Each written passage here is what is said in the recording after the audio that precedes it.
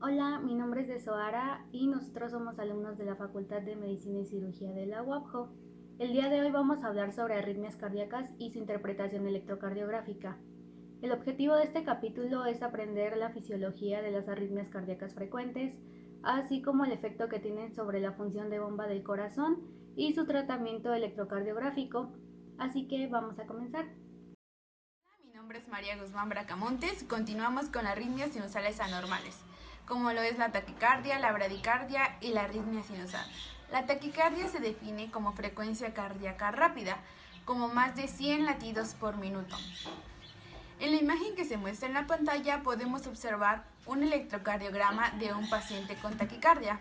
Este electrocardiograma es normal, excepto que entre los complejos QRS es de aproximadamente 150 latidos por minuto en lugar de 72 latidos por minuto, que es el valor normal.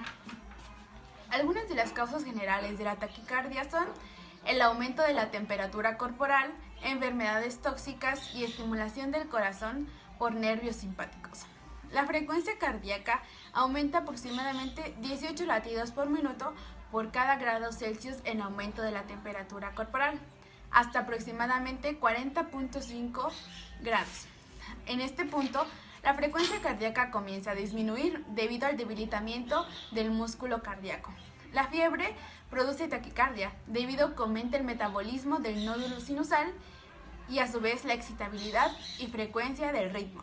El debilitamiento del miocardio también aumenta la frecuencia cardíaca, pues no se bombea la sangre correctamente, disminuyendo la presión arterial y aumentando la frecuencia cardíaca gracias a los reflejos simpáticos. En cambio, la bradicardia disminuye aproximadamente 60 latidos por minuto. La estimulación vagal también va a producir bradicardia, ya que los reflejos circulatorios que estimulen los nervios vagos van a producir liberación de acetilcolina, produciendo reflejos parasimpáticos y así disminuyendo la frecuencia cardíaca. Este problema es usual en pacientes con síndrome de seno carotídeo. 3. En esta imagen podemos observar una arritmia sinusal registrada con un cardiómetro.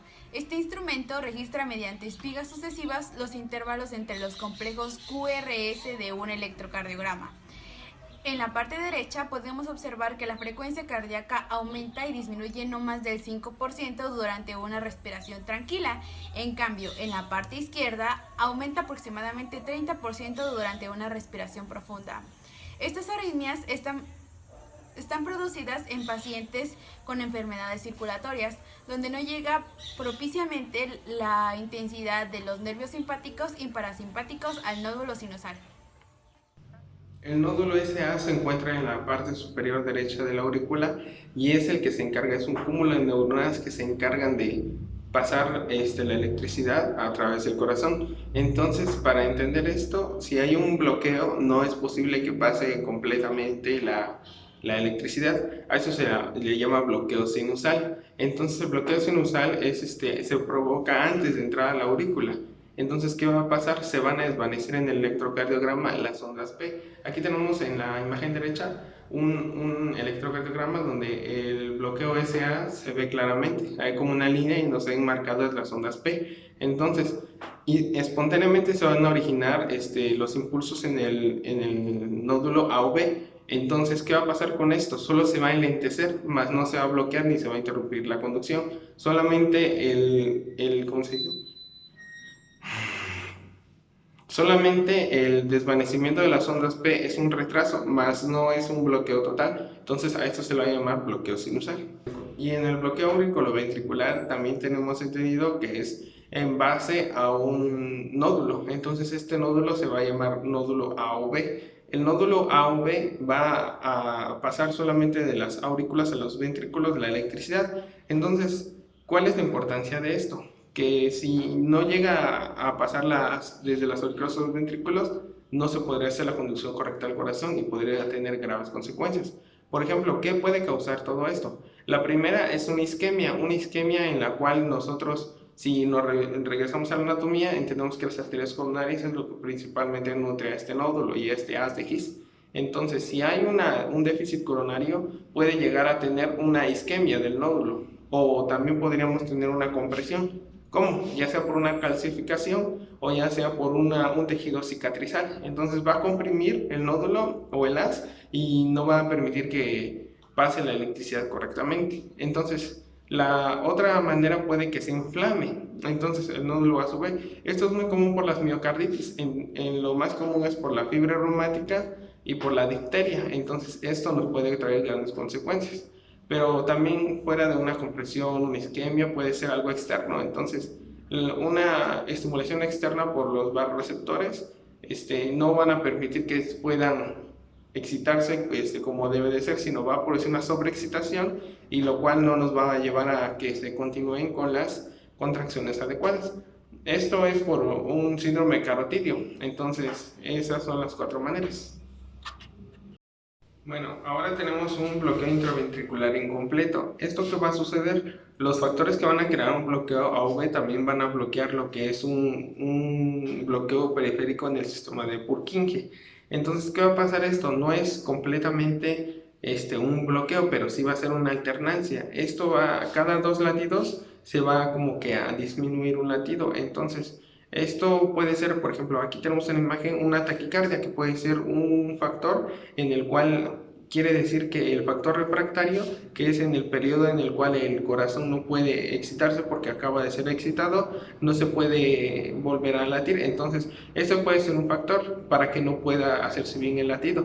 Tenemos que tener en cuenta que si necesitamos una ritmicidad, no puede haber una sobreexcitación, como ya lo hemos comentado. Tiene que ser una constante paso de energía. Entonces, la miocarditis o la isquemia o también incluso un bloqueo intraventricular incompleto pueden dar lugar a esto, que es una alternancia eléctrica. Bueno, en el bloqueo de segundo grado quiere decir que solo aumentó de 0.25 a 0.45 ese intervalo que hemos comentado.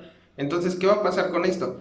Hay latidos que no van a poder pasar y hay otros que sí. Cuando no lleguen a pasar se va a perder las ondas QRS. Tenemos una imagen en electrocardiograma donde va la onda P normal haciendo la onda PQRS y de repente desaparece la onda QRS. Entonces, ¿qué va a pasar con esto? Entonces quiere decir que al final no logró pasar esa onda, quiere decir que es un latido fallido. Entonces vamos a tener dos tipos. Tenemos el tipo 1, que es es benigno y es causado por una anomalía en el nódulo AV. Es benigno y no necesita como tal un marcapasos. En el cual tenemos que es una prolongación progresiva del intervalo PR. Entonces solamente se va a alargar y de repente vamos a perder un latido. De pronto se va a recuperar el QRS y va a volver a perder el latido. Entonces es como un ciclo anómalo, es una repetición de estas tres. Y tenemos el número 2, el tipo 2, que es un número de ondas P fijas. Entonces, este número de ondas P fijas es algo ya más drástico. Esto requiere un tratamiento como un marcapasos. ¿Por qué? Porque podemos tener 2 ondas P en un complejo QRS por cada uno. Entonces, quiere decir que hubo 2 ciclos fallidos por cada QRS. O puede llegar a haber hasta 3 ciclos anómalos, 3 ondas P por cada QRS. Entonces, es una anomalía que se da en el haz de Higgs-Purkinje, en el cual, como le habíamos comentado, vamos a necesitar un marcapasos. Ahora, ¿qué pasa si se llega a grabar el bloqueo de primero o segundo grado? O sea, si el nódulo o el haz llegan a deteriorarse mucho más, va a ocurrir lo que es un bloqueo completo o bloqueo de tercer grado, en el cual no va a llegar a pasar nada de conducción a través de las aurículas o los ventrículos. Entonces, ¿qué va a pasar con esto? En los ventrículos normalmente en el nódulo o en el haz AV va a tener una contracción rítmica espontánea, mucho menor, pero va a ser automática y independientemente de las aurículas. Entonces las aurículas van a latir a un ritmo de 100 veces por minuto y los ventrículos a 40. Entonces, ¿qué va a pasar con esto? Aquí vemos el electrocardiograma que no hay una relación como tal, perdió esa ritmicidad. ¿Por qué? Porque pierden esa conexión que tenían. Si late primero la aurícula como bomba de cebado que llena los ventrículos la expulsan, pero al no haber una ritmicidad, solamente cuando le llega la sangre la expulsa, pero es automáticamente, ya no se coordina con las aurículas. Entonces, en el electrocardiograma vemos que puede haber hasta 3 ondas P por 2 ondas o 3 por cada complejo QRS, entonces ya no hay una ritmicidad. En pacientes con una isquemia limítrofe del sistema de conducción, entendemos que un bloqueo V puede durar desde unas horas, semanas, meses o incluso un poco más de tiempo. ¿Por qué va a pasar esto? Tenemos lo que se tarda unos 5 a 30 segundos, un fenómeno de supresión por sobreestimulación. ¿Qué quiere decir esto? Que las aurículas mandaron más señal de las que puede excitar a un ventrículo, entonces no puede llegar a pasar la información. Entonces esto va a sobreexcitar al ventrículo y no va a dejar que pasen como realmente debe pasar la ritmicidad de la electricidad. Entonces, ¿qué va a pasar con el ventrículo? El ventrículo nuevamente va a ser autómata y va a recurrir nuevamente a volver a latir por su propia cuenta, unos 14 a 40 latidos por minuto. Esto quiere decir que el ventrículo va a iniciar su propia ritmicidad. Esto se le va a llamar a lo que es un escape ventricular. Entonces, ahora, el ventrículo vuelve a latir, pero ¿qué pasa si se llega a quedar de 4 a 7 segundos sin sangre en el cerebro? La persona llega a desvanecerse. Entonces, si una persona llega a desvanecerse, se vuelve a reiniciar a menos de 40 latidos por minuto para poder compensar esto. Entonces, los episodios periódicos de que se van a desvanecer, en lo que no se recupera los 40 latidos por minuto y en lo que es menos, a eso se le va a llamar un síndrome de Stock-Adams. Así se le llama este síndrome que está desvaneciendo y vuelve y se vuelve a desvanecer cuando son esos síndromes periódicos de desvanecimiento. Bueno, ahora tenemos un bloqueo intraventricular incompleto. ¿Esto qué va a suceder? Los factores que van a crear un bloqueo AV también van a bloquear lo que es un bloqueo periférico en el sistema de Purkinje. Entonces, ¿qué va a pasar esto? No es completamente un bloqueo, pero sí va a ser una alternancia. Esto va, a cada 2 latidos se va como que a disminuir un latido. Entonces, esto puede ser, por ejemplo, aquí tenemos en la imagen una taquicardia, que puede ser un factor en el cual quiere decir que el factor refractario, que es en el periodo en el cual el corazón no puede excitarse porque acaba de ser excitado, no se puede volver a latir. Entonces, eso puede ser un factor para que no pueda hacerse bien el latido. Tenemos que tener en cuenta que si necesitamos una ritmicidad, no puede haber una sobreexcitación, como ya lo hemos comentado. Tiene que ser una constante paso de energía. Entonces, la miocarditis o la isquemia o también incluso un bloqueo intraventricular incompleto pueden dar lugar a esto, que es una alternancia eléctrica. Hola, para continuar con el capítulo 13, en el subtema que desarrollaremos, hablaremos acerca de extrasístoles. ¿Qué es? ¿Cuáles son sus causas? Extrasístole ventricular, extrasístole auricular, así como el nódulo auriculoventricular o fascículo auriculoventricular. También hablaremos de los trastornos de repolarización cardíaca, como son los síndromes de QT largo. Para empezar, tenemos que saber el significado de extrasístoles. ¿Ok? Es una contracción del corazón antes del momento en que se debería haber producido una contracción normal. Esta situación también se puede denominar de 3 tipos o 3 formas: latido prematuro, contracción prematura o latido ectópico. Causa de las extrasístoles. La mayor parte de estas se deben a focos ectópicos en el corazón, que emiten impulsos anormales en momentos inadecuados durante el ritmo cardíaco. Tenemos 3 causas principales de estos focos ectópicos. 1. Zonas locales de la isquemia o de isquemia. 2. Pequeñas placas calcificadas en diferentes puntos del corazón que comprimen el músculo cardíaco adyacente, de modo que algunas fibras están irritadas. Y 3. Irritación tóxica del nódulo auriculoventricular, del sistema de Purkinje o el miocardio, producida por fármacos, producida por nicotina o cafeína. Extrasístoles auriculares. En la figura podemos observar cómo se muestra una única extrasístole auricular. La onda P de este latido se produjo demasiado temprano en el ciclo cardíaco. A su vez, el intervalo PR está cortado. ¿Esto qué indica? Que el origen ectópico del latido está en las aurículas cercano del nódulo auriculoventricular. Además, el intervalo entre la extrasístole y la siguiente contracción está ligeramente prolongado, lo que se denomina pausa compensadora.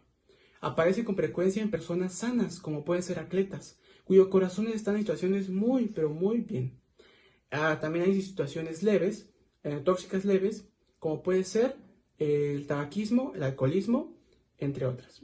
El déficit de pulso. Cuando el corazón se contrae antes de lo debido, los ventrículos no se han llenado normalmente de sangre y el volumen sistólico durante esta contracción está disminuida, ausente o nula. Por lo tanto, la onda del pulso que pasa por las arterias periféricas después de una extrasístole puede ser tan débil o no se puede palpar la arteria radial. Produce un déficit del número de pulsos radiales cuando se compara con el número real de contracciones del corazón. Extrasístoles del nódulo auriculoventricular. En la figura podemos observar cómo no hay onda P en el registro electrocardiográfico del extrasístole.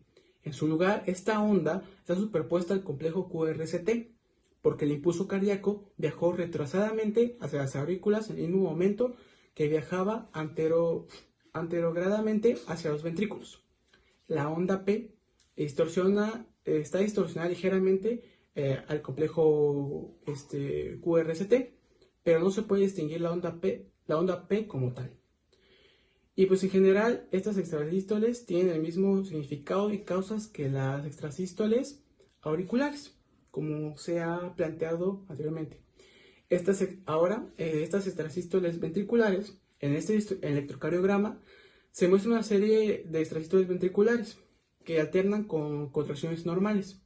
Pueden producir efectos específicos en este electrocardiograma, como se señala a continuación. Tenemos 3 ejemplos de eso. 1. El complejo QRS está habitualmente muy prolongado. La razón se conoce principalmente a través del músculo de conducción lenta de los ventrículos, en lugar que para por el sistema de Purkinje. ¿Okay? El complejo QRS tiene un voltaje elevado. ¿Por qué? Porque cuando el impulso normal pasa a través del corazón, pasa a través de los ventrículos de manera simultánea, y esto que provoca, por lo tanto, en el corazón normal las ondas de despolarización de los dos lados del corazón se neutralizan entre sí en el electrocardiograma. Cuando se produce una extrasístole ventricular, el impulso siempre viaja en una sola dirección y no hay este efecto de neutralización. Y por otro lado, los ventrículos se despolarizan antes que el otro y se generan grandes potenciales eléctricos. Y la 3, la onda T, tiene una polaridad de potencial eléctrico opuesta al complejo QRS, porque la conducción lenta del impulso a través del músculo cardíaco hace que las fibras se despolaricen en primer lugar y repolaricen igualmente. Algunos extrasístoles ventriculares tienen efectos relativamente leves sobre la función de bomba global del corazón. ¿Okay? Se pueden deber a factores como tabaco, consumo excesivo de café, como cafeína, falta de sueño, diversos estados tóxicos leves como la irritabilidad emocional, pero también pueden ser a impulsos parásitos o señales de reentrada que se originan alrededor de los bordes de zonas infectadas o líneas del corazón, como podemos ver en unos ejemplos, en unas imágenes que están ahí. Entre los trastornos de repoblación cardíaca tenemos al síndrome QT largo. Ok, vamos a definir qué es. Bueno, debe recordarse que la onda Q corresponde a la despolarización ventricular y la onda T a la repolarización ventricular. Este intervalo es temporal, es el tiempo transcurrido desde el punto Q al final de la onda T. Los trastornos que retrasan la repolarización del músculo ventricular después del potencial de acción provocan unos potenciales de acción ventricular prolongados y por lo tanto este intervalo QT excesivamente largos son en el electrocardiograma.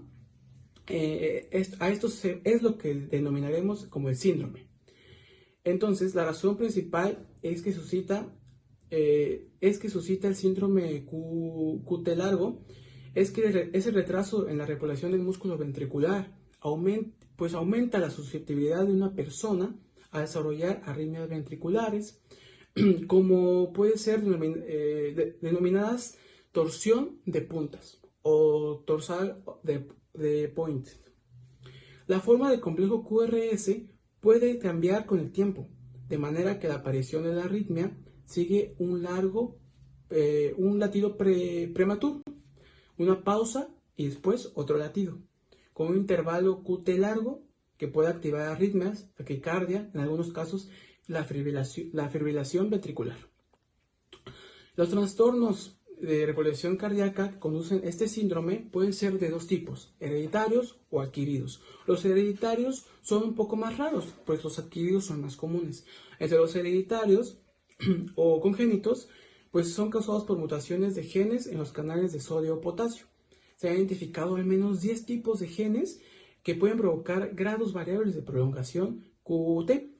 Son más comunes los adquiridos, pues se asocian a perturbaciones de electrolitos en el plasma, como los señalados, con la administración de cantidades excesivas de fármacos antirrítmicos como la quinidina o algunos antibióticos como la fluoroquinolonas o eritromicina que prolongan el intervalo QT.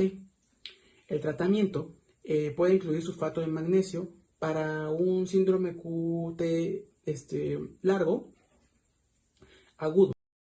Bueno, ahora vamos a hablar de la fibrilación auricular. Hay que recordar que excepto cuando la vía de conducción es a través de las válvulas auriculoventriculares, la masa muscular auricular y la masa de músculo ventricular van a estar separadas por tejido fibroso, por lo que la fibrilación auricular va a aparecer sin fibrilación ventricular y viceversa, la fibrilación ventricular va a aparecer sin fibrilación auricular, como lo podemos observar en la imagen de la derecha. El mecanismo de fibrilación auricular es el mismo que el de la fibrilación ventricular, excepto que este solo ocurre en la masa del músculo auricular.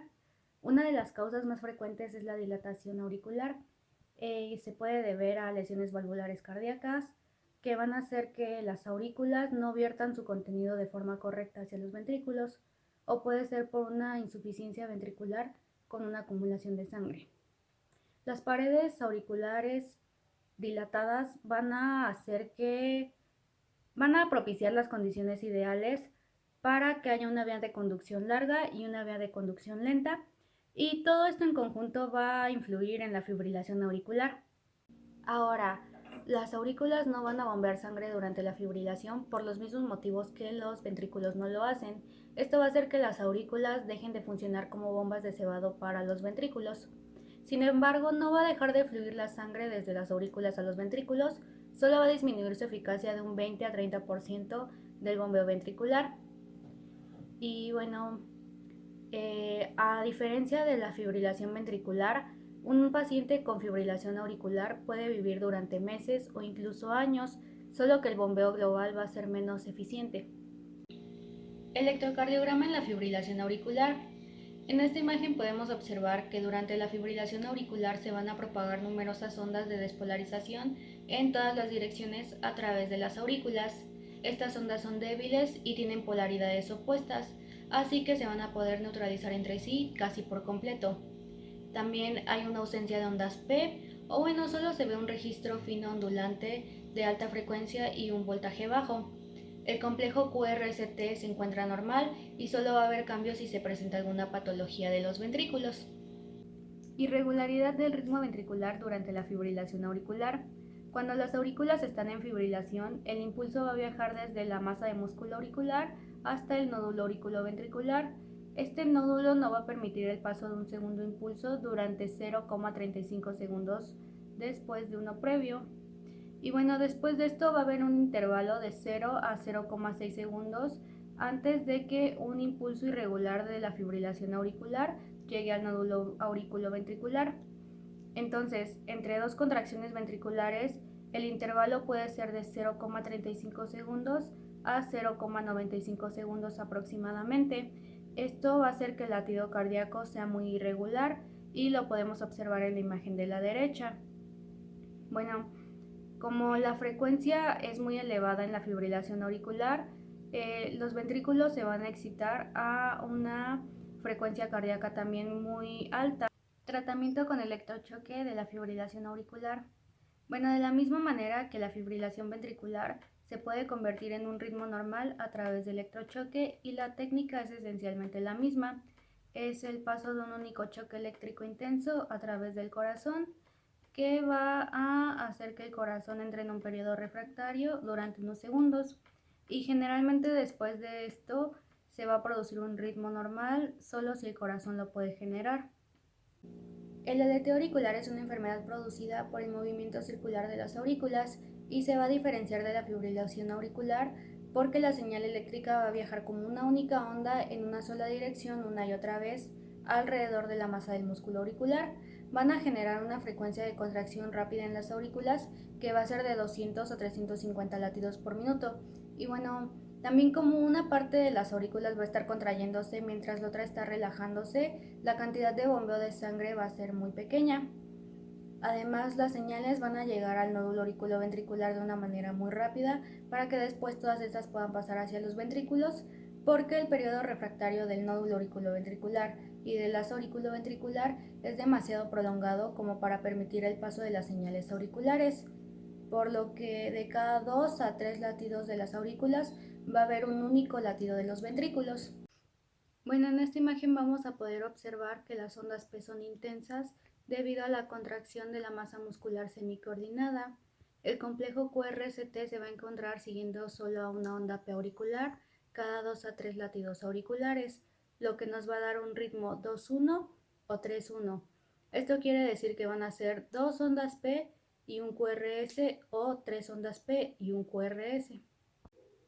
Por último, vamos a hablar sobre el paro cardíaco o la parada cardíaca, que se refiere a la interrupción de todas las señales del control eléctrico del corazón, es decir, no va a haber ningún ritmo espontáneo, y esto a veces suele suceder durante la anestesia profunda, donde se puede desarrollar una hipoxia grave por una respiración inadecuada. La hipoxia va a impedir que las fibras musculares y las fibras de conducción mantengan los ritmos normales de los electrolitos a través de sus membranas, lo que a veces puede producir que desaparezca la ritmicidad automática.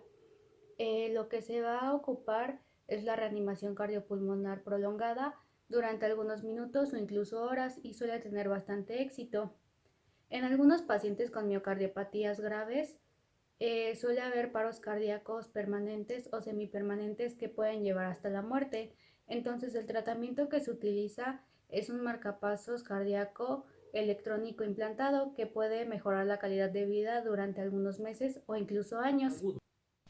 Hola, yo les voy a hablar sobre la taquicardia paroxística.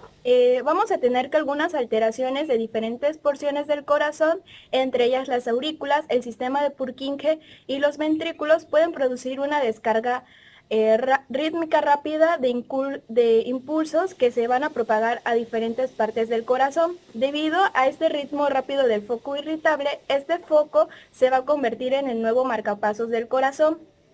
El término paroxística significa que la frecuencia cardíaca se hace rápida en paroxismos, que comienzan súbitamente y pueden durar varios segundos, minutos, horas e incluso más, y va a terminar de una manera espontánea así como comenzó. Instantáneamente el marcapasos del corazón se vuelve hacia el nódulo sinusal. La taquicardia paroxística con frecuencia se puede interrumpir provocando un reflejo vagal, y un tipo de este reflejo a veces se provoca con este fin, es comprimir el cuello en las regiones de los senos carotídeos, lo que produce un reflejo vagal suficiente para interrumpir el paroxismo. También se pueden utilizar diversos fármacos, como lo son dos, que es la quinidina y la lidocaína, que reducen el aumento normal de la permeabilidad del sodio de la membrana del músculo cardíaco durante la generación del potencial de acción, lo que bloquea la descarga rítmica del punto focal que está produciendo este episodio paroxístico. Tenemos la taquicardia auricular paroxística. Como vemos en la imagen de la derecha, el registro de un aumento súbito de la frecuencia cardíaca desde aproximadamente 95 hasta 150 latidos por minuto. Se va a ver una onda P invertida antes de cada uno de los complejos QRST, y esta onda P va a estar superpuesta parcialmente a la onda T.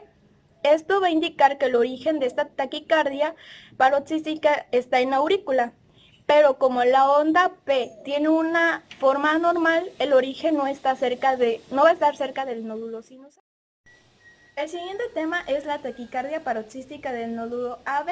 Se va a producir como consecuencia de un ritmo anómalo que va a afectar este nódulo. Va a dar lugar a complejos QRST casi normales, pero las ondas P se van a ver ausentes u obscurecidas. La taquicardia paroxística auricular o del nódulo AB va a aparecer en personas jóvenes y por demás sanas. La predisposición a esta taquicardia va a desaparecer después de la adolescencia y puede producir debilidad durante el paroxismo, solo algunas veces puede producir un daño permanente. El siguiente tema es la taquicardia ventricular paroxística. Como vemos en la imagen de la derecha, el electrocardiograma de la taquicardia ventricular paroxística tiene un aspecto de una serie de extrasístoles ventriculares que van a aparecer una después de la otra sin latidos normales interpuestos. Es una enfermedad grave debido a dos motivos. El primero va a ser que este tipo de taquicardia habitualmente no aparece salvo que haya una lesión isquémica considerable en los ventrículos. Y el segundo es que frecuentemente inicia la situación mortal de la fibrilación ventricular debido a la estimulación repetida y rápida del músculo ventricular. A veces, la intoxicación por digital, que es un fármaco que se utiliza para tratar enfermedades cardíacas, va a generar focos irritables que producen taquicardia ventricular. Por el contrario, tenemos a la quinidina, que va a aumentar el periodo refractario y el umbral de excitación del músculo cardíaco y se puede utilizar para bloquear los focos irritables que van a producir esta taquicardia ventricular. Ahora les voy a hablar sobre la fibrilación ventricular. La arritmia cardíaca más grave que tenemos es la fibrilación ventricular. Si no se interrumpe en un plazo de 1 a 3 minutos, puede ser mortal. Se debe a que impulsos cardíacos se producen de manera errática en el interior de la masa muscular ventricular, lo que estimula primero una porción del músculo, después otra y finalmente se retroalimenta a sí mismos para reexcitar el mismo músculo ventricular una y otra vez sin interrumpirse nunca. Cuando esto ocurre, muchas porciones pequeñas del músculo ventricular se están contrayendo al mismo tiempo de la misma manera que otras se están relajando. Nunca va a haber una contracción coordinada de todo el músculo ventricular a la vez, lo que es necesario para que un ciclo de bombeo del corazón funcione. Las cavidades ventriculares no van a aumentar de tamaño ni se van a contraer, sino que van a permanecer en una fase indeterminada de contracción parcial, bombeando una cantidad nula o despreciable de sangre. Después del comienzo de esta fibrilación se va a producir la inconsistencia en un plazo de 4 a 5 segundos por ausencia de flujo sanguíneo cerebral, lo que va a producir la muerte irrecuperable de los tejidos en todo el cuerpo en unos pocos minutos. Hay situaciones que tienen una probabilidad elevada de iniciar la fibrilación y van a ser 1. El choque eléctrico súbito del corazón y 2. Una isquemia del músculo cardíaco de su sistema especializado de conducción o ambos. El siguiente tema son los fenómenos de reentrada, movimientos circulares como base de la fibrilación ventricular. Cuando un impulso cardíaco normal del corazón ha recorrido toda la extensión de los ventrículos, no tiene lugar al que ir, porque todo el músculo ventricular es refractario y no se puede conducir más un impulso. Este impulso va a morir y el corazón va a esperar a que comience un nuevo potencial de acción en el nódulo sinusal. En ciertas circunstancias no se produce una secuencia normal de estos acontecimientos y se pueden producir movimientos circulares que a su vez producen una fibrilación ventricular. Como se muestra en la imagen de la derecha, varias tiras pequeñas del músculo cardíaco están cortadas en forma de círculo. Si una tira de este tipo se estimula en la posición de las 12 en punto, de modo que el impulso viaje en una sola dirección, este impulso se va a propagar progresivamente alrededor del círculo hasta que vuelva a la posición de las 12 en punto. Si las fibras musculares que se estimularon inicialmente siguen en un estado refractario, entonces este impulso se va a desvanecer porque el músculo refractario no puede transmitir un segundo impulso. Pero hay tres situaciones que pueden hacer que este impulso continúe viajando alrededor del círculo, que pueden producir reentradas de impulso hacia el músculo que ya ha sido excitado. Y esto se va a denominar movimiento circular. La primera va a ser que si la vía que rodea el círculo es demasiado larga, cuando el impulso se vuelve a la posición de las 12 en punto, el músculo que se estimuló inicialmente ya no es refractario y el impulso va a seguir alrededor del círculo una y otra vez. El segundo va a ser si la longitud de la vía va a permanecer constante, pero la velocidad de conducción disminuye lo suficiente, se producirá un aumento en el intervalo del tiempo antes de que el impulso vuelva a la posición de las 12 en punto. Y en este momento el músculo refractario no puede transmitir un segundo impulso. Pero hay tres situaciones que pueden hacer que este impulso continúe viajando alrededor del círculo, que pueden producir reentradas de impulso hacia el músculo que ya ha sido excitado. Y esto se va a denominar movimiento circular. La primera va a ser que si la vía que rodea el círculo es demasiado larga, cuando el impulso se vuelve a la posición de las 12 en punto, el músculo que se estimuló inicialmente ya no es refractario y el impulso va a seguir alrededor del círculo una y otra vez.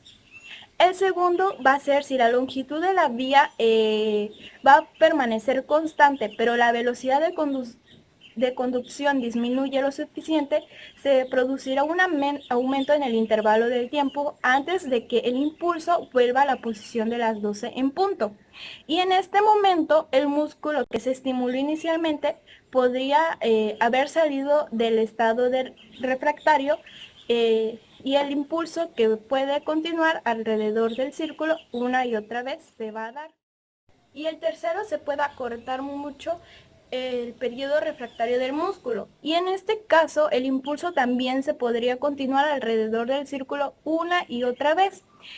En todas estas situaciones van a aparecer en estados patológicos del corazón humano.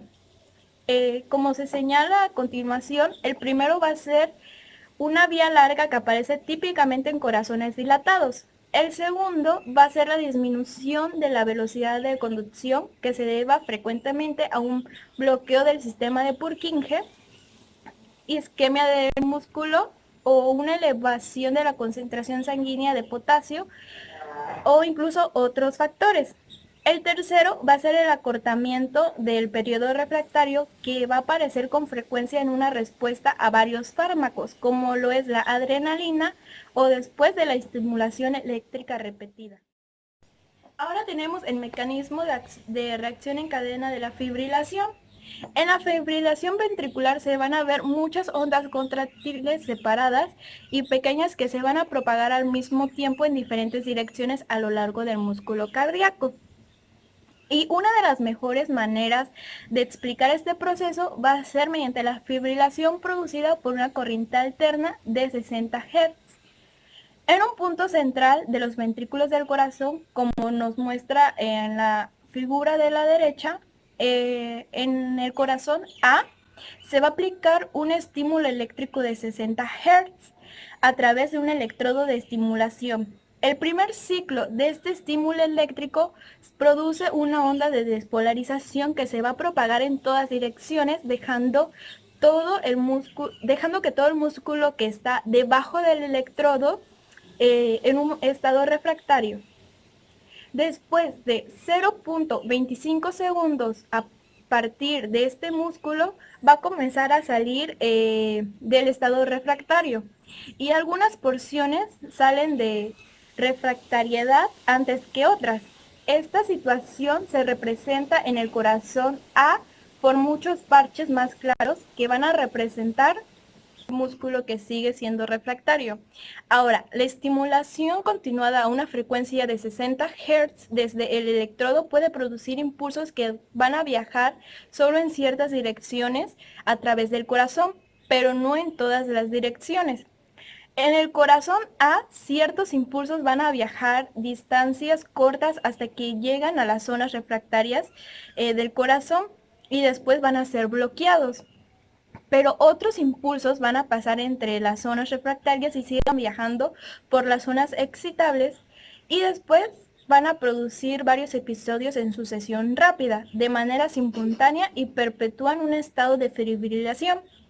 Primero, el bloqueo de los impulsos en algunas direcciones con una transmisión adecuada en otras direcciones va a crear una de las condiciones necesarias para que aparezca una señal reentrante. Segundo, la estimulación rápida del corazón produce dos alteraciones en el propio músculo cardíaco que van a predisponer al movimiento circular. Uno es la velocidad de conducción a través del músculo que disminuye, lo que va a dar un mayor intervalo del tiempo para que los impulsos viajen alrededor del corazón. Y dos, se va a producir un acortamiento del periodo refractario del músculo, lo que va a permitir la reentrada del impulso hacia un músculo cardíaco excitado previamente en un tiempo mucho más breve de lo normal. Y tercero, uno de los datos más importantes de la fibrilación es la división de los impulsos, como se muestra en el corazón A. Cuando tenemos una onda de despolarización va a llegar una zona refractaria del corazón que va a rodear ambos lados. Así, un único impulso se va a convertir en dos. Después, cuando cada uno de estos impulsos llega a otra zona refractaria, también se va a dividir para formar otros dos impulsos más. De esta manera se va a formar nuevos frentes mediante reacciones en cadenas progresivas. Este patrón irregular de transmisión de impulsos va a generar muchas rutas sinuosas por las que van a viajar los impulsos, lo que alarga mucho las vías de conducción, que es una de las condiciones que mantiene la fibrilación. Se puede ver fácilmente cuando se ha iniciado un círculo vicioso. Se van a formar cada vez más y más impulsos que generan una vez más parches del músculo refractario, y los parches refractarios van a generar así una división cada vez mayor de impulsos. En el corazón B de la figura que tenemos a la derecha, muestra el estado final que se produce en la fibrilación.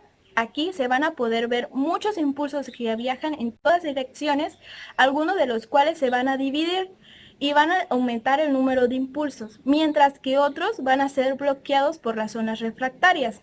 Un único choque eléctrico durante este periodo vulnerable con frecuencia puede producir un patrón anómalo de propagación multidireccional de los impulsos alrededor de las zonas refractarias de un músculo que va a dar lugar a una fibrilación.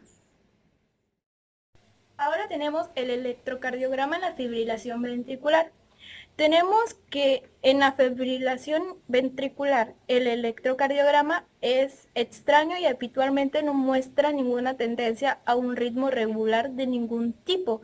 Durante los primeros segundos de la fibrilación ventricular se van a contraer simultáneamente masas relativamente grandes de músculo, y esto va a generar ondas gruesas e irregulares en el electrocardiograma.